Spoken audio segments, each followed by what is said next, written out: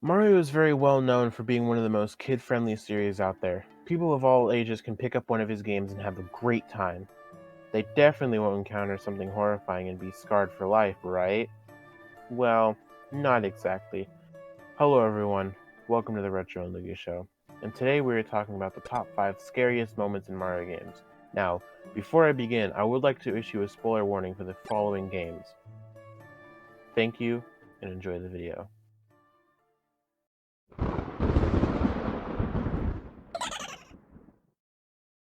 First up on the list is a classic, the Mad Piano from Super Mario 64.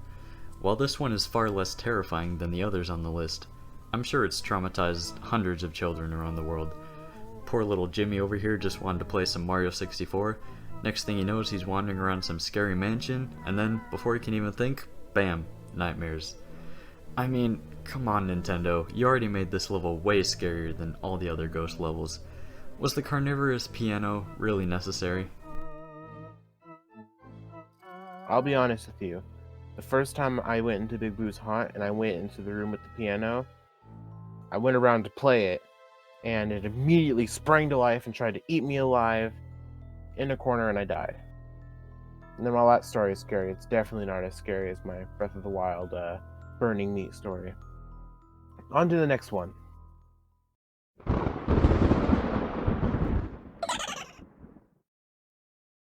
Shiverburn Galaxy, a scientifically impossible level composed of both icy slipperiness and scalding fire. It poses a challenge to those who cross it, but is also a home to the Hell Valley Sky Trees, the name of a group of 4 eerie onlookers that watch you from on top of a tall glacier overlooking the level.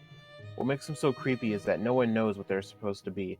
They don't resemble any enemies from any of the other Mario games, and Nintendo has never made a statement on what they are. Now, that doesn't mean that people don't have their own ideas on what they're supposed to be. There's a theory that proposes that Hell Valley is referring to a Japanese national park called Jigo Jigo Kudanai Monkey Park, which translated literally means Hell's Valley and is known for its geothermal hot springs that are usable in the winter, and that the Hell Valley sky trees are harmless tree spirits called Kodama. This theory is plausible because of the simple fact that Nintendo does like to put a lot of Japanese culture and folklore references into their games. On to you, Luigi. Yeah, the fact that we've never been given an explanation is a huge part of why this is so unsettling. If Nintendo had just come out and said, oh yeah, those are meant to be a reference to Kodama, then that would be a lot different. Just a fun little reference to Japanese folklore. But we've just been left in the dark. We're just over here seeing these mysterious shadowy figures that stare down at us throughout the whole level. We don't know what they are, we don't know why they're there, we don't know why they're watching us. We know pretty much nothing. And honestly, not knowing is sometimes the scariest thing of all.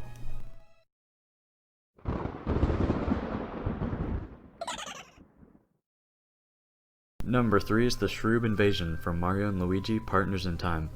Now, I'm not too familiar with this one as I've never played Partners in Time, but from what I've read on it, it seems pretty scary.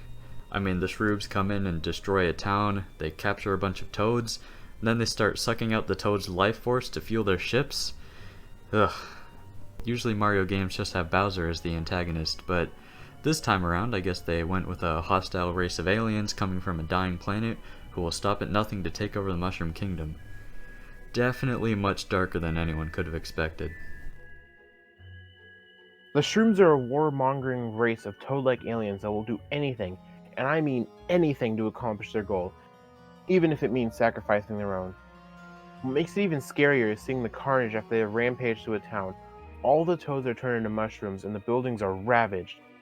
And then at the end of it all, the elder Princess Shroop starts shooting down her own troops as a form of attack, and the fact that once she goes into her second phase, Princess Peach literally screams and faints. But I will give her some credit, she has a bangin' boss theme. And in the next game, Bowser's Inside Story, if you go underneath Bowser's castle, you can find shroobs that are encased in something called Ever Ice, which is supposed to be able to never melt. And when Mario and Luigi press a button, some shroobs are freed and you basically have to fight them. Not to mention that there's another Elder Princess Shroob also encased in the Ever Ice. Luckily, you don't have to fight her.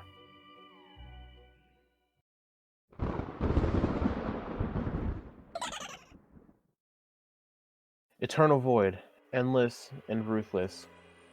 This is what Mario and company faced in Super Paper Mario. If they failed, the void would consume all worlds. Heaven nor hell are safe from it.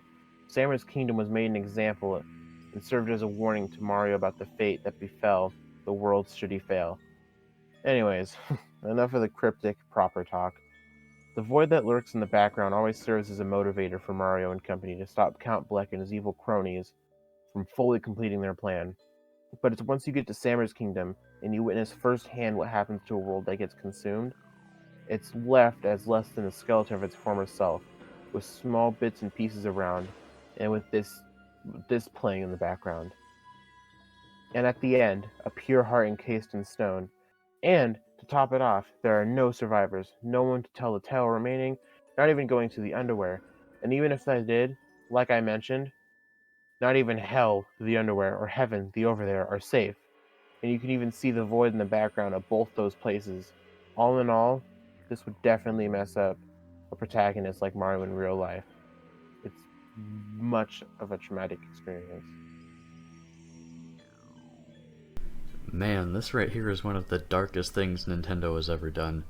Usually, if a video game protagonist is fighting against the end of the world, the player doesn't really have to worry about it too much. Sure, some random village NPC will bring it up every now and then, but for the most part, it's just a little motivator that the player keeps in the back of their mind. If they ever stop and wonder why they're doing what they're doing, they'll remember, oh yeah, I'm stopping the world from ending, guess I'll keep going. Super Paper Mario, on the other hand, well, it doesn't let you forget, even if you wanted to. Like Retro said, the void is constantly looming above you, no matter what world you go to. That's already scary enough on its own, but they just had to go on and traumatize people even more. First off, they force you to watch as Samur's kingdom, the world you were supposed to protect, is destroyed, and then they force you to walk through its hauntingly empty remains as this eerie music plays in the background. Not only does this fill the player with fear, but also a lot of guilt and dread. In conclusion, what the heck, Nintendo?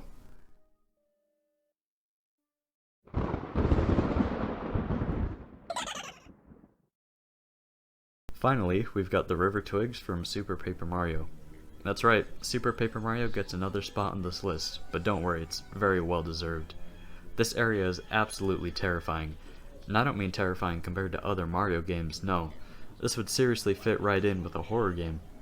First off, you're introduced to it by the ferryman, who says the river is made from centuries worth of sinners' tears, and once you hop on in, these giant skeleton arms start slowly reaching out at you. Presumably they're trying to drag you down into the depths of the river. And as if that wasn't enough, there's also this absolutely terrifying piece of music. Actually, I don't think I can even call this music. I'm pretty sure the OST guy just walked in on a seance and started recording. Oh yeah, and there's this one point in the song where you can clearly hear a voice say, "Save us, please."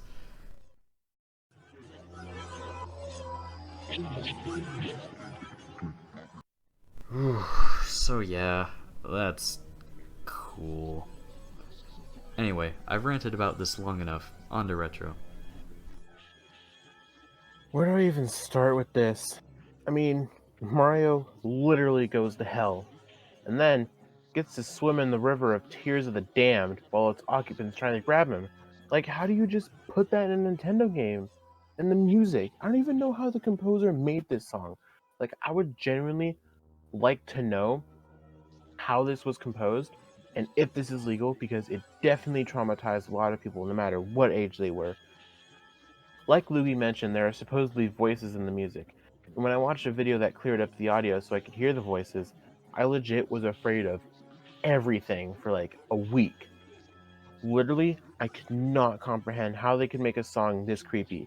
I actually don't know if there's a song from any video game I have ever played that has creeped me out as much as this one.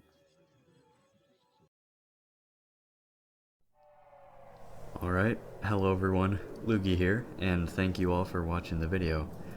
As you could probably tell, this was intended to be a Halloween release, but, you know, busy schedule, everything, I wasn't able to finish editing on time, so got it out now.